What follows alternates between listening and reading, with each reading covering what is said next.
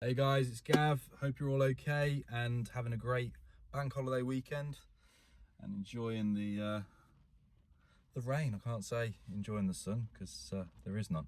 I was gonna do a live video. Apologies, last minute. I've got plans, so I'm going out instead. But a lot of people have been messaging me in recent weeks asking for simple tips on how do I lose weight easily, how do I get in better shape this summer. I mean, personally myself, I'm doing a whole post-lockdown transformation. The last year has been very stressful for everyone, for myself.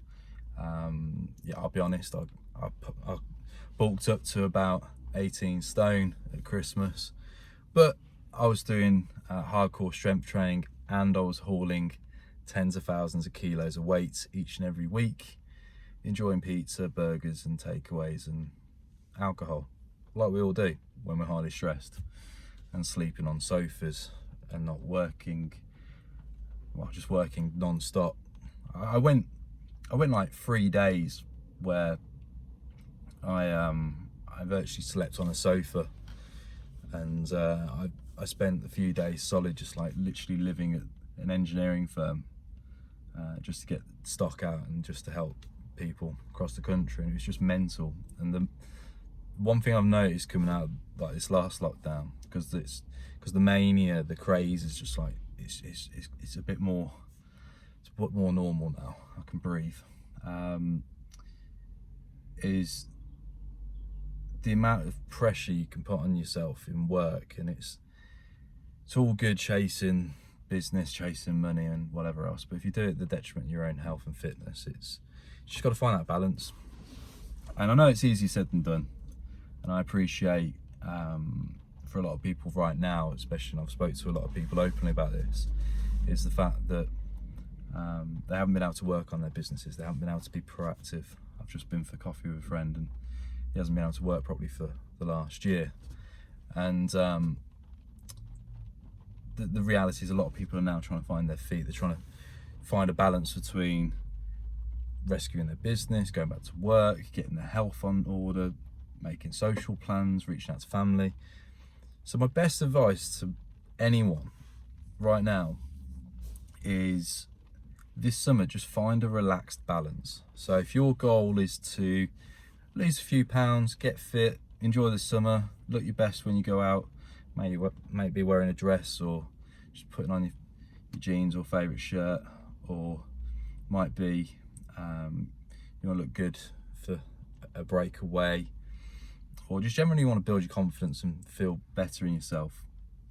Right now I'm just going to give you a few basic hints and tips on what I'm doing in my first phase transformation, and then later on in future videos I'll share what I'm doing in my next phase transformation.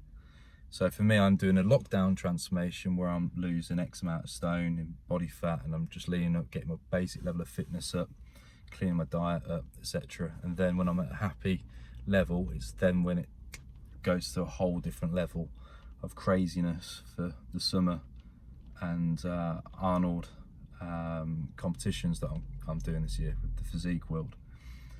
So here's some basic tips.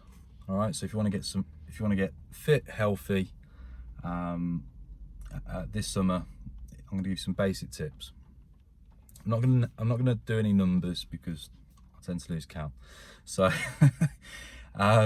so let's start off with a basic tip. Hydration's key.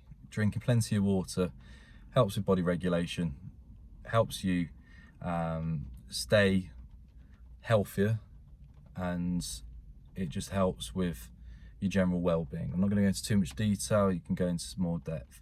Getting adequate rest and sleep when you start adopting a new workout regime, that's key as well.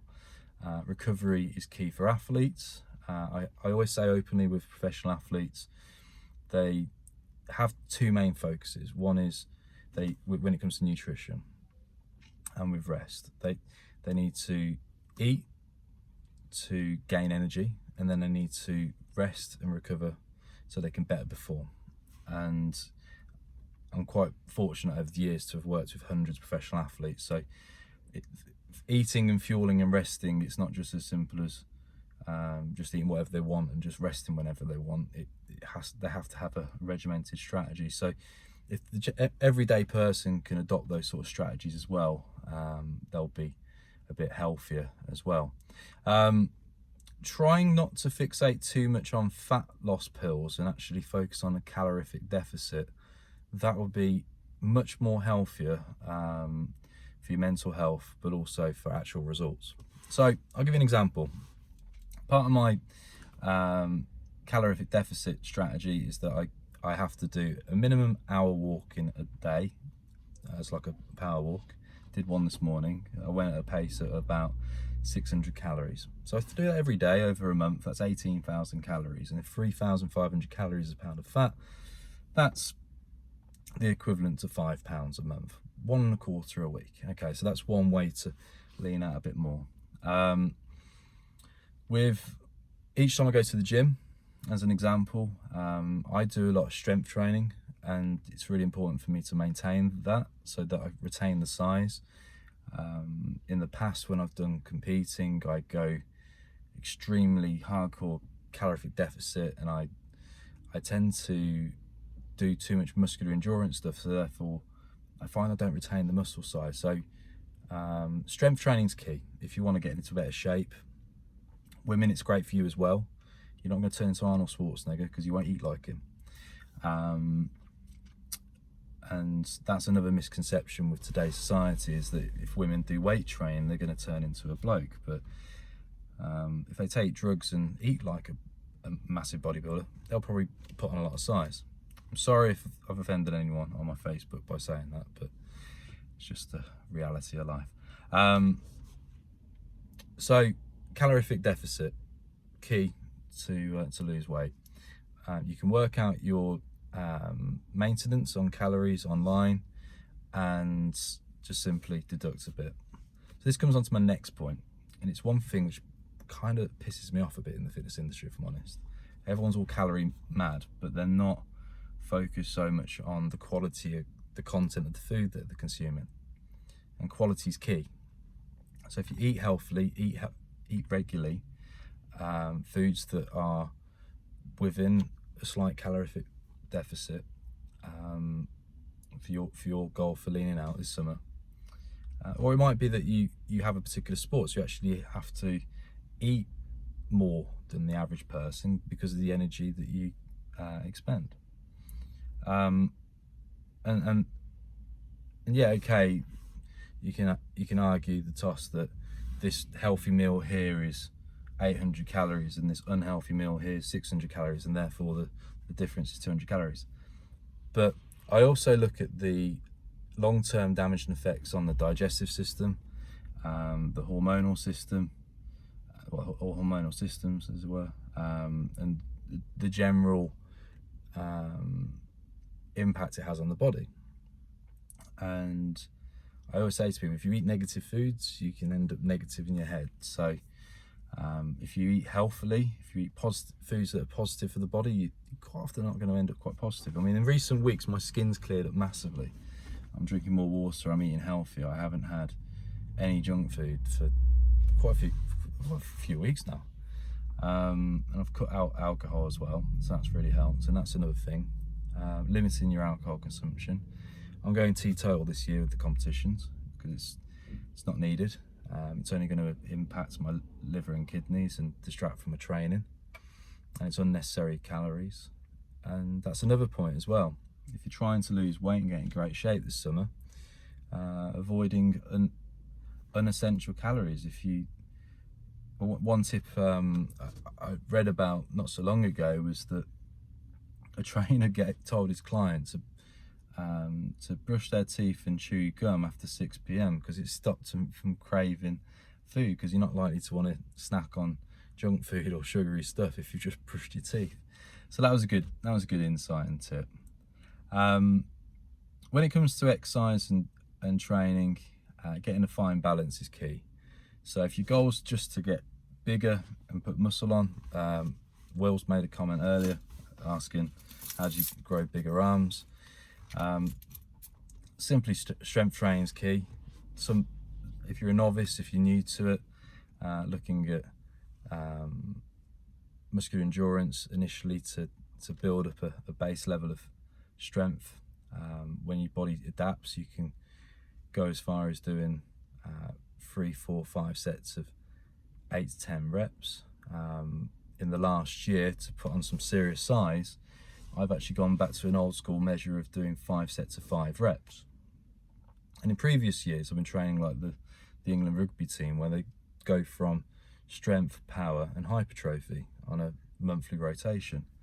But last year I just went 5 sets of 5 reps, extremely heavy, doing pure compound movements, and I was in a massive calorific surplus, and my word, I just piled on loads of muscle. I've never felt so pumped in all my life. And now I'm cutting. The great thing is I'm retaining all this hard-earned muscle. So obviously I'm talking in contrast, because some people's goals, let's be honest, is that they want to get super freaky ripped and veiny. Some people want to just get a nice washboard stomach and get the abs revealing and just look healthy, like your men's fitness, women's fitness sort of cover model. And then you get some people who, like myself the last 2 years, who just don't care and just want to put on much size as possible. And it's just finding a balance that you feel happy with. I find a lot of younger guys especially who just want to put a lot of size on and feel more confident, because if they've been stick thin as a teenager in their early 20s, they're just desperate to put size on. And the best tip I can give to that sort of individual is just get your nutrition right, train hard with the weights, and if you're young, don't kill yourself with too much unnecessary cardio. If you do cardio, do HIIT training. And I'm not talking interval training either. That's another thing that people don't understand in the fitness industry. It's like, oh, I'm doing HIIT. It's like, you're not. You're doing interval training. I'll give you an example of HIIT. So a HIIT session would be me walking and lightly jogging around an athletics track, and then doing a 100-meter sprint, like trying to do Usain Bolt. And then trying to repeat that same method again. That is HIIT, because it's non-stop hardcore exercise for 10-20 seconds. Interval training, yeah, minute light, minute hard. And it just saddens me on how many trainers just don't know the difference. So you've got HIIT training, which is extreme. It's more like your ATP, PC, hardcore, like high-end intensity. And then you've got the likes of interval, where you're going like light, hard, and it's consistent. Again, HIIT is just literally full out. And I've shown that before when I did the WBFF show. I was on the hardcore treadmills, where they're like a conveyor belt, where it's self-generating, self-moving. Going full pelt on that, it was just bonkers. I almost flew off it a few times. But for most people, I find that they just want to lose weight, look fit, get healthy. In today's culture, I'd say, compared to like 15 years ago when I first started in the industry, back in 2005, when people reached out to me for fitness, it was more about improving their sport, improving their fitness, and generally trying to just improve themselves. And very few people actually came to me for weight loss. Now 80% of people who come to me want to lose weight, want to get fit by losing weight. The focus for most people is just, I just want to lose weight, I want to lose weight. And it's not like, they're not focused on fitness. It's all about image, it's on how they look. And then you get a few people who come for like sport specific training, and so I get the odd person who just wants to build their muscles a bit and just generally feel good about themselves. So in fact, when I look at it now, probably about 90% of people come to me for aesthetic and image purposes. And it could be argued because I'm in that dynamic, of that's part of fitness. So you do get what you market. But I have noticed the dynamics of society has massively changed, and we're all, look at me on Instagram sort of attitude. It's like I've got 1 million followers, but I've got £2 in the bank, sort of individuals. And don't get me started on Instagram wannabes. It's like, geez, come on, focus on making 1 million a year, not getting 1 million followers. I've met so many broke Instagram wannabes. It's just crazy. So, and they don't even put any decent content out anymore. It's like, look at me, I'm just doing some fancy workouts. Like, yeah, you and 1 million other people. Put education out, put advice out, which people are actually going to consume. Come on. So yeah, to generalize, to become a better person this summer, to improve oneself, goal setting's key, being realistic with your expectations as well. And in a world where we're all glued to Instagram and social media and filters, I've got no filter here, look, oh my gosh, my hair's a mess and he's wearing a cap backwards and I've got a few creases. Do I care? No. I just find that a lot of people in society are pretty much screwed up. I see all the time, and it's sad to see, to be fair. I've seen influencers who don't want to go out in public, and they've openly told me, it's like they feel ashamed. And it's like, yeah, I'll be honest, like right now, I don't look like my Ibiza photos. Sorry, I don't look like my Los Angeles competition photos. Funny enough, I've put a few stone on since, but more importantly, I've put on a lot of muscle mass, which is good. So I'm really looking forward to this year's cut. But because I went on the vein train for so long, for so many years, and I was so like absorbed by the amount of people jumping on the bandwagon of following me.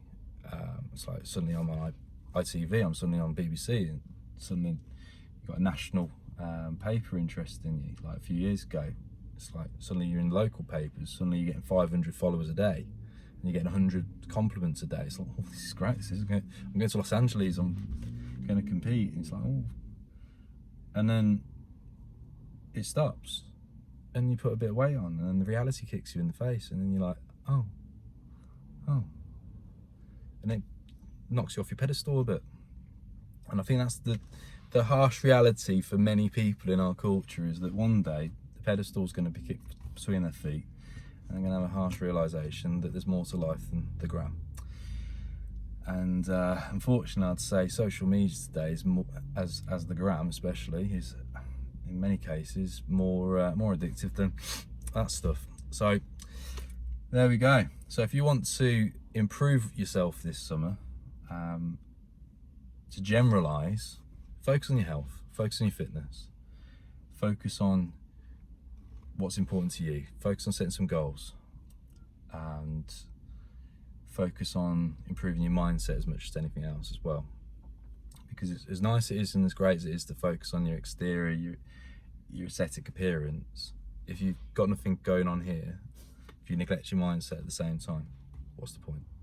I'd rather be chubby and happy and just be pumped and have no sight of six-pack and just be happy than be shredded down to the bone and miserable as sin, because all I'm doing is looking for online validation.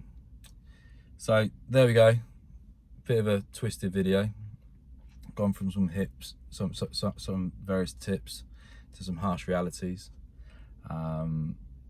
I feel it's just needed to be said, really, because the way society's going, and I just find that a lot of people are just disillusioned nowadays with unrealistic expectations of life, and social media's got a massive thing to answer for. But sometimes you've got to wake up and realise that for yourself. So to be truly happy this summer, focus on yourself, not other people on social media. I'm Gav, that's my 20-minute update. Have a great bank holiday weekend. I am going out, and I will speak to you lovely people soon. Take care.